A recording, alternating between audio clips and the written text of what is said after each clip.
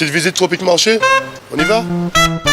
Alors on a le rayon jus, avec les sirops, tout ce qui suit. On a des ignames blanc, igname France, igname jaune, avocat, patates douces, des cives, persil, bananes, christophine, riz, haricots, la pâtisserie, le poisson, le lambi, attention, et les boudins, les acras. On va prendre un peu des épices, boudin, sauce chien, graines à roussil, colombo, pâte à colombo, sauce colombo et tous nos fameux piments aussi, des vrais piments. Pitié. Chez Tropique Marché, on vous attend, on vous accueille, on est ouvert. Tout est là chez Tropique Marché. C'est bien des autres, venez qu'à Tropique Marché. On vous attend. Martinique Actualité. La société de bus rapide du centre est toujours en grève. Les usagers du transport public dans le centre de la Martinique sont donc privés de moyens de déplacement. Les salariés mettent en avant, pour justifier leur grève, une agression dont l'un d'eux aurait été victime la semaine dernière. Mais ils avancent également de revendications salariales. Leur direction les renvoie à Martinique Transport, qui est le donneur d'ordre. Mais il se trouve que le président de cette structure est actuellement hors du pays. Les grévistes ont décidé de poursuivre leur mouvement jusqu'à son retour. Aujourd'hui, les élus vont discuter en plénière du budget primitif de la collectivité territoriale de Martinique. C'est la première fois qu'un budget aura été aussi important dans une collectivité locale dans notre pays. Il s'agit en effet de 1 758 000 €, soit une augmentation de 17% par rapport à l'année dernière. 635 millions seront réservés à l'investissement. Un emprunt de 247 millions a été contracté. Les élus de Martinique ont délibéré pendant plus de 2 heures avant de choisir à l'unanimité, moins une voix, le drapeau rouge-vert-noir comme drapeau de la Martinique.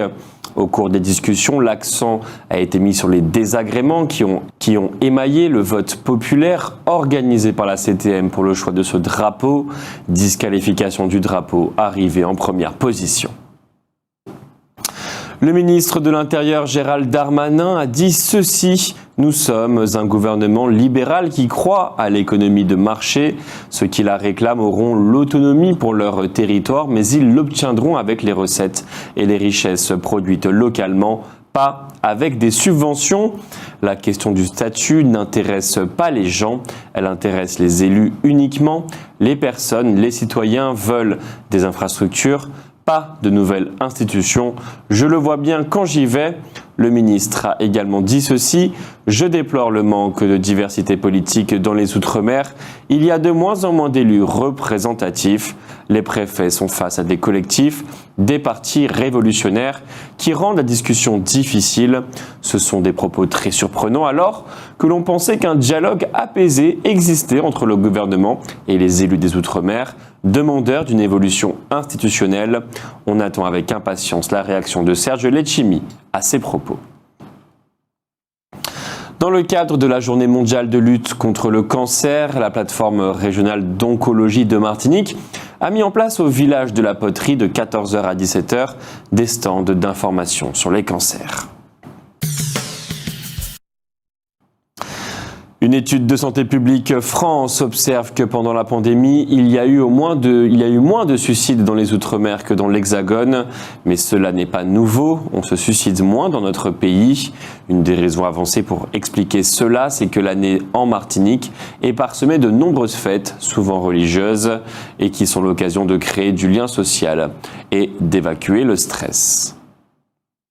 Ce soir à Trinité, c'est le carnaval de 20h à 22h21. Une vingtaine de groupes à pied vont parcourir la ville. Au Diamant, c'est à 20h que sera inauguré un espace qui portera le nom d'Armand Nicolas.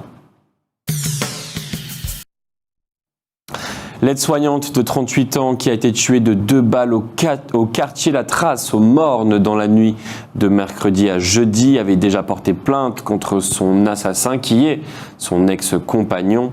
Mais aucune mesure n'avait été prise pour la protéger. Marie-Camille Relouza était la mère d'une fille de 14 ans et d'un garçon de 7 ans. Depuis hier, jeudi 2 février, le conseiller spécial Max Dubois ne fait plus partie des effectifs du ministère des Outre-mer. Il était entré rue Oudinot en même temps que le ministre délégué aux Outre-mer. Dimanche, une journée biosanté est organisée au Jardin de la Santé à l'habitation Mont-Désir à Sainte-Anne. Il s'agit essentiellement pour les deux organisateurs de cette manifestation, Ludovic Bertin et Malik Malsa, d'inciter les Martiniquais à ne pas utiliser de pesticides dans leur jardin et de manger bio. 6 hommes sont actuellement jugés par la cour d'assises spéciale du Nord dans le cadre d'un trafic de drogue.